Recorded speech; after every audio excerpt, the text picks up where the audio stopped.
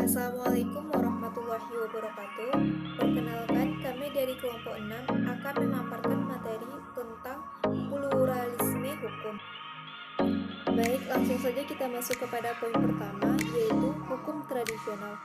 Hukum tradisional atau yang biasa kita kenal dengan hukum adat adalah keseluruhan kaidah atau norma yang berasal dari adat istiadat atau kebiasaan masyarakat tertentu yang bersifat tidak tertulis dan tumbuh berkembang secara turun-temurun dalam masyarakat.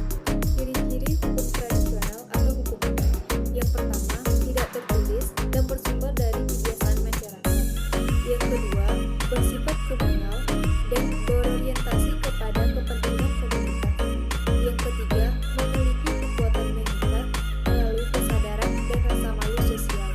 Yang keempat, fleksibel dan dapat beradaptasi dengan perubahan sosial. Yang terakhir, mengatur kehidupan sosial, budaya, dan spiritual masyarakat adat. Poin kedua yaitu hukum modern. Hukum modern adalah hukum ciptaan pemerintah atau negara yang ditunjukkan kepada segenap warga negara dan lembaga negara. Ciri-ciri hukum modern. Yang pertama, tertulis dan sistematis.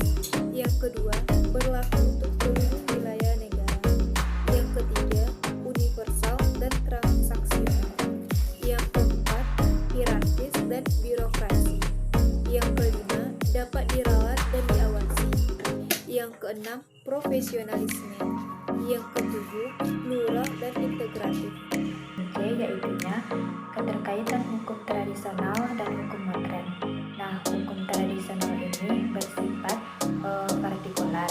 Artinya yaitu hukum itu hanya berlaku terhadap kelompok-kelompok masyarakat yang ada di dalam suatu negara, terhadap kelompok-kelompok masyarakat yang ada masing-masing kelompok masyarakat memiliki hukum atau hukum adat dan living law sendiri suatu kelompok dan senantiasa berusaha untuk menyelesaikan perkara hukum warganya dengan menggunakan hukum adat.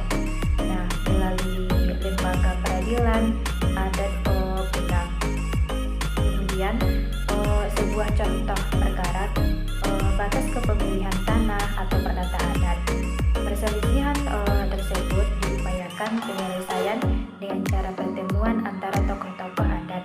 Para tokoh adat inilah yang berunding dan bermusyawarah sehingga menghasilkan keputusan.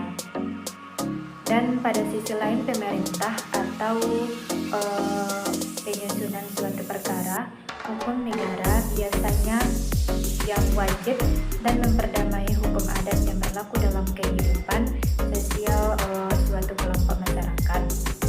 Dengan kata lain, hukum adat itu juga merupakan masukan bagi para pihak untuk menyusun dan membuat hukum nasional. Analisis hukum adat yang terdapat di negari lalu. Yang pertama ada kerapatan adat negari, yang kedua peradilan adat negari, yang ketiga upacara hukum adat dan hukum Islam, nilai adat Minangkabau, pengaruh geografis dan ekonomi.